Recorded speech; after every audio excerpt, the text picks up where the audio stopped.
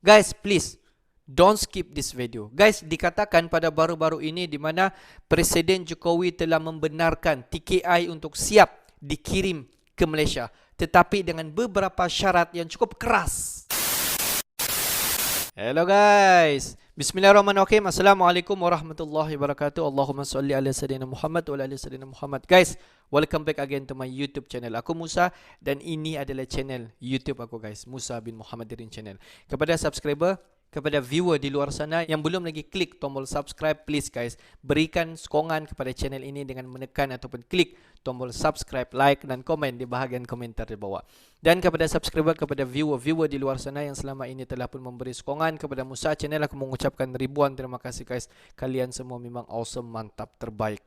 Dan aku sentiasa mendoakan agar semua kalian di luar sana dipermudahkan segala urusan, dibukakan pintu-pintu rezeki, dihindarkan, dijauhkan daripada segala malapetaka dan juga dihindarkan daripada wabak COVID-19. Amin amin ya rabbal alamin. Guys, seperti biasa hari ini kita akan buat sedikit lagi video reaction kalau kita tengok di channel Jagat Komando. Dan kalau kita tengok judul video yang kita akan react hari ini dikatakan TKI siap dikirim.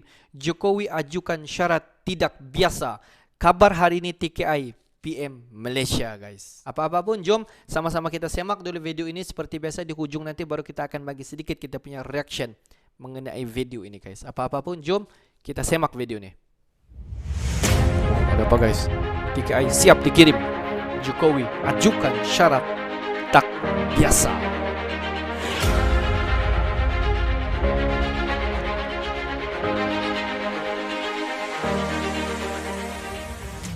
Perekrutan PMI, RI dan Malaysia sepakat gunakan sistem satu kanal.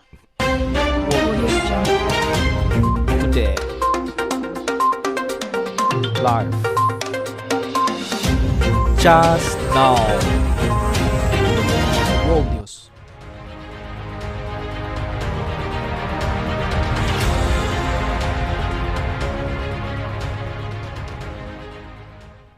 RI dan Malaysia sepakat menggunakan sistem satu kanal sebagai satu-satunya mekanisme dalam perekrutan pekerja migran Indonesia ke Malaysia. Hal itu disepakati antara Menteri Ketenagakerjaan RI, Ida Fauzia, dan Menteri Sumber Manusia Zahra Fana dalam pertemuan kelompok kerjasama pertama pada hari Kamis 28 Juli 2022 di Jakarta. Kami sama-sama sepakat menegaskan kembali One Channel System. Ini adalah satu-satunya mekanisme perekrutan dan penempatan PMI ke Malaysia dengan mengintegrasikan sistem online yang dikelola sama perwakilan kita di Malaysia maupun sistem yang dikelola dengan imigrasi Malaysia, ungkap Ida Fauzia usai pertemuan. JWG merupakan kelanjutan setelah penandatanganan nota kesepahaman tentang penempatan dan pelindungan tenaga kerja Indonesia di Malaysia yang disepakati pada 1 April lalu. Pertemuan juga menyepakati mengambil seluruh langkah yang diperlukan guna memastikan norma yang disepakati di dalam MoU dipatuhi.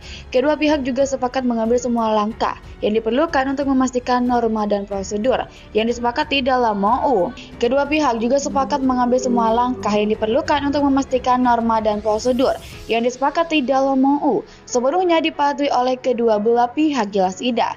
Selanjutnya, dari MoU yang ditandatangani 1 April akan diikuti dengan pengiriman PMI ke Malaysia 3 bulan sebelum penerapan sistem satu kanal secara penuh.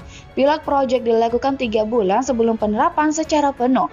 Jadi secara bertahap membutuhkan waktu untuk menerapkan One Channel System ini. Pilot project dilakukan 3 bulan sebelum penerapan secara penuh. Jadi secara bertahap membutuhkan waktu untuk menerapkan One Channel System ini. Dan ada pilot project yang harus dilakukan, papar Menaker RI. Kedua pihak juga menyepakati memulai perekrutan PMI ini di 1 Agustus 2022 sambungnya. Sebab penyelesaian peintegrasian sistem satu kanal memakan waktu hingga 3 bulan. Yang penting kita berdua sudah saling menyadari bahwa sistem itu membutuhkan integrasi dari semua sistem yang ada.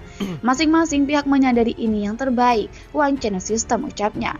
Kita tidak mencari kesalahannya di mana, tapi kesadaran ini adalah satu-satunya sistem yang kita pakai, terang Ida lagi. Mulai 1 Agustus Indonesia kembali kirim TKI ke Malaysia. Malaysia sempat ketar-ketir karena Indonesia stop pengiriman TKI ke negaranya. Ancaman itu langsung dilayangkan oleh Presiden Jokowi. Namun, Indonesia akan kembali mengirim TKI ke Malaysia mulai 1 Agustus 2022. Pemerintah Indonesia dan Malaysia kembali menandatangani joint statement terkait implementasi penandatanganan nota kesepahaman tentang penempatan dan perlindungan pekerja migran Indonesia sektor domestik di Malaysia. Penandatanganan dilakukan di Jakarta pada Kamis 28 Juli 2022 pasca pertemuan Joint Working Group ke-1. Menteri Ketenagakerjaan Ida Fauzia mengatakan, kedua pihak sepakat untuk mengambil semua langkah yang diperlukan untuk memastikan norma dan prosedur yang disepakati serta mematuhi sepenuhnya dengan melibatkan lembaga atau departemen terkait di pemerintahan masing-masing. Kedua pihak menyetujui dimulainya kembali perekrutan dan penempatan PMI di Malaysia mulai 1 Agustus 2022. Bergantung pada efektif tidaknya implementasi dari komitmen yang dibuat dalam MoU, ujarnya melalui siaran pers. Ida juga menegaskan perekrutan dan penempatan PMI ke Malaysia harus melalui One Channel System atau sistem penempatan satu kanal milik pemerintah RI. Indonesia dan Malaysia sepakat dan menegaskan kembali bahwa OCS atau One Channel System akan menjadi satu-satunya mekanisme perekrutan dan penempatan PMI di Malaysia dengan mengintegrasikan sistem online yang ada yang dikelola oleh perwakilan Indonesia di Malaysia dan sistem online yang dikelola oleh Departemen Imigrasi Malaysia. Hal ini dilakukan dengan sepenuhnya mematuhi syarat dan ketentuan yang disepakati sebagaimana diatur dalam MoU, sambung dia. Selain itu, lanjut Manaker Ida, pilot project perlu dilakukan dan harus dilaksanakan selama 3 bulan sebelum penerapan secara penuh sistem OCS untuk memastikan kelancaran aplikasi sistem terintegrasi. Lebih lanjut, kata Menaker, pihak Indonesia dan Malaysia mengakui pentingnya memerangi perdagangan orang dan berkomitmen untuk melibatkan pemangku kepentingan terkait dalam rangka menjalin kerjasama bilateral yang konkret. Kedua belah pihak juga berkomitmen untuk memfasilitasi kerjasama antara lembaga jaminan sosial di Malaysia dan Indonesia dalam rangka memperkuat perlindungan bagi pekerja migran Indonesia, pungkasnya. Sebagaimana diberitakan, pemerintah RI menghentikan sementara pengiriman TKI ke Malaysia karena negeri jiran tersebut telah melanggar perjanjian yang telah disepakati serta ditekan pada 1 April lalu.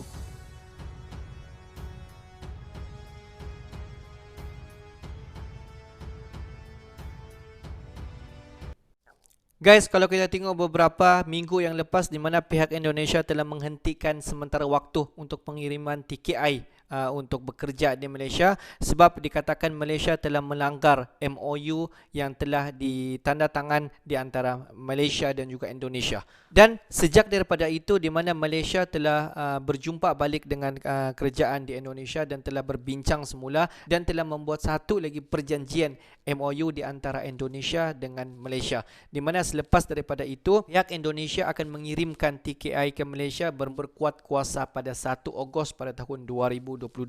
Di mana kalau kita tengok sistem ini, mereka akan aplikasikan ataupun mereka akan tengok keberhasilan sistem ini selama 3 bulan terlebih dahulu. Jika Malaysia akan menepati ataupun akan mengikut seperti garis panduan yang tertera di MOU, pihak Indonesia akan terus mengirimkan TKI yang diperlukan untuk bekerja di Malaysia. Jadi guys, kita nampak dengan jelas di sini bahawa Malaysia memang memerlukan pekerja-pekerja daripada Indonesia. Dan begitu sebaliknya dengan Indonesia sangat memerlukan kepada Malaysia. Itu sebenarnya kalau kita tengok Malaysia dengan Indonesia ini guys, saling memerlukan di antara satu sama lain.